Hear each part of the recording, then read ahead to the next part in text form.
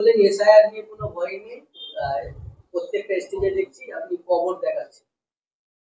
নির্বাচন কমিশন কি কবর দেখে ছাড় দেবে? দারুণ প্রশ্ন করেছেন। আমার শুধু কবরেরটা আপনি শুনেছেন, বাকিটা না শুনলে আমার দোষ।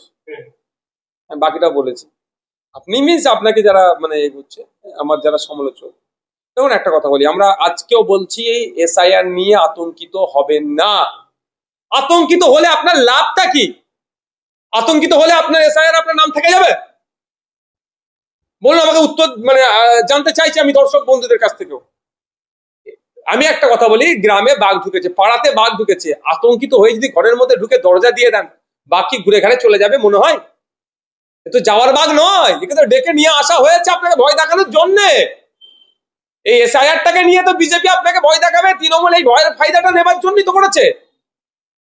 তাহলে আপনাকে আমাকে কি করতে হবে? প্ল্যান করতে হবে, বেরিয়ে বাঘটাকে খাঁচার মধ্যে ভরতে হবে, অর্থাৎ সাহস ধরতে হবে।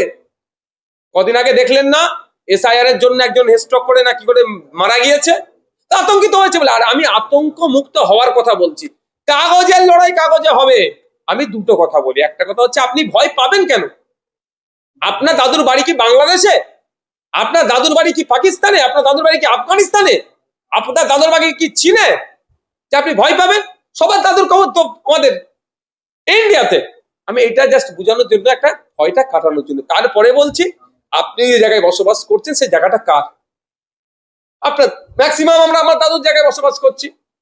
আমি যে জায়গায়, আমরা যে জায়গায় থাকি, আমার দাদুর নানার জায়গা, মানে আরো নতুন। সে পেয়েছে কোথাও, আমরা খোঁজ নিয়েছি, সে পেয়েছে তার বাবার কাছ থেকে, তার বাবার কাছ থেকে, মানে 14 গোষ্ঠীর জায়গাটা, মানে 1800 সালের আগে আমাদের দলিল আছে।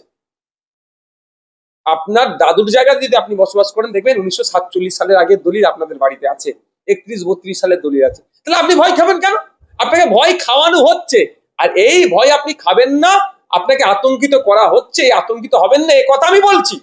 তার উদাহরণস্বরূপ একটা দিয়েছে যে আপনি আপনার দাদুর কবরটা দেখুন না, কত পুরাতন। দেশ স্বাধীনের আগের কবর আপনার দাদুর কবর, বা দেশ স্বাধীনের সময় আপনার দাদু ব্রিটিশদের বিরুদ্ধে লড়াই করেছিল, বা যারা লড়াই করেছে তাদের সাথ দিয়েছিল আপনার দাদু।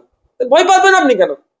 এইটা আমার ভুল ব্যাখ্যা হচ্ছে। এবার আমি বলি, যে তৃণমূল এতদিন গল্প শোনাচ্ছিল এসআইআর হতে দেবে না, সে তৃণমূল এখন কি করছে জানেন আপনারা? নির্বাচন কমিশন দিয়েছে, নোটিফিকেশন দিয়েছে, এরা 600 ভ্যাকান্সি আছে। আরো electoral registration officer, additional electoral registration officer 600 দ্রুততার সাথে নিয়োগ করার কথা বলছে। কেন? এটা তো বলতে পারতো চিঠির উত্তরে যে না, পশ্চিম বাংলায় আমি করতে দেব না, কি বলে এটাকে, এসআইআর হতে দেব না। এটা বলেছে কি? এটা বলেনি, উল্টো অফিসার নিয়োগ করছে। এই জানে এসআইআর হলে তৃণমূলই সব থেকে বেশি ক্ষতি হবে, মরা ভোটার গুলো আর ভোট দিতে পারবে না। আপনি বলুন না, আরে দাদু গুলো কবর থেকে, শ্মশান থেকে এসে এসে ভোট দিচ্ছে, আর যে শুয়ে পড়ছে, শ্মশানেও চলে যাচ্ছে, কবরেও চলে যাচ্ছে, দেখা হচ্ছে না। এত কষ্ট তারা করবে কেন? টাকা হচ্ছে যে বুথ লেভেল এ যে অফিসার যারা থাকবে, তাদেরকে আমরা নজরে রাখবো। যদি তারা যাকে তাকে ডিভোটার বানিয়ে দেয়, আইনি লড়াই যাবে, মাঠে ময়দানে গণতন্ত্রের লড়াই হবে, ছেড়ে কথা বলবো না।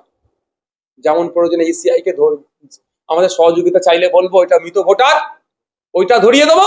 ঠিক একই জীবিত ভোটারকে যদি মৃত ভোটার করে, আমরা কিন্তু গণতান্ত্রিক প্রক্রিয়ায় যে যে জায়গাগুলোতে যেতে হয় সেই জায়গাগুলোতে আমরা